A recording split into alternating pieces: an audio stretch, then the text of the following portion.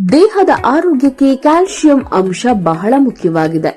ಕೆಲವು ಖನಿಜಗಳಾದ calcium, iron, ಮಿನರಲ್ಗಳು ದೇಹದಲ್ಲಿ ನಿರ್ದಿಷ್ಟ ಪ್ರಮಾಣದಲ್ಲಿ ಇಲ್ಲದಿದ್ದರೆ ಮೂಳೆಗಳ ಸಮಸ್ಯೆ ಉಂಟಾಗುತ್ತದೆ.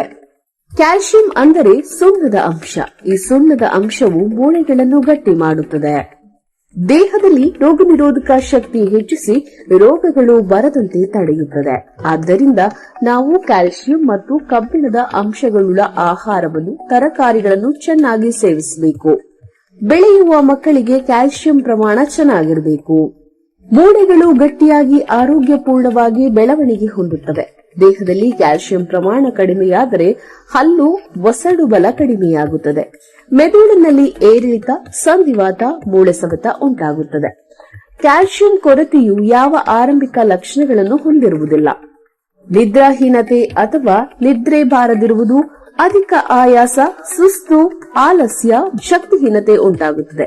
ನರಗಳ ಕಾರ್ಯಚಟುವಟಿಕೆ ಕುಂಠಿತವಾಗುತ್ತದೆ. ಕೈಬೆರಳುಗಳು, ಪಾದಗಳು ಮರಗಟ್ಟುವಿಕೆ ಮತ್ತು ಜುಮ್ಮೆನಿಸುವಿಕೆಗೆ ಕಾರಣವಾಗುತ್ತದೆ.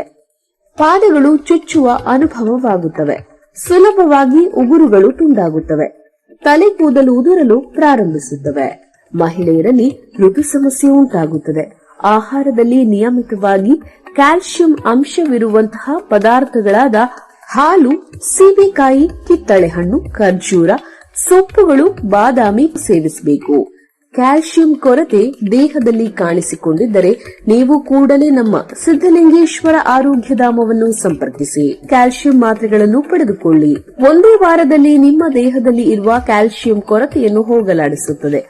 ಆರೋಗ್ಯವಂತರು ಮತ್ತು ಮಕ್ಕಳು ಸಹ ಪ್ರತಿದಿನ 1 ಅಥವಾ 2 ಮಾತ್ರೆಗಳನ್ನು ಸೇವಿಸಬಹುದು. ಯಾರು ಬೇಕಾದರೂ ಸೇವಿಸಬಹುದಾದ ಆರೋಗ್ಯಪೂರ್ಣ ವಿಟಮಿನ್ ಮಾತ್ರೆಯಾಗಿರುತ್ತದೆ. ಕೂಡಲೇ ಸಿದ್ದಲಿಂಗೇಶ್ವರ ಆರೋಗ್ಯಧಾಮವನ್ನು ಸಂಪರ್ಕಿಸಿ. ಅಂಚೆ ಮೂಲಕ ಔಷಧಿಗಳನ್ನು ಪಡೆಯಿರಿ.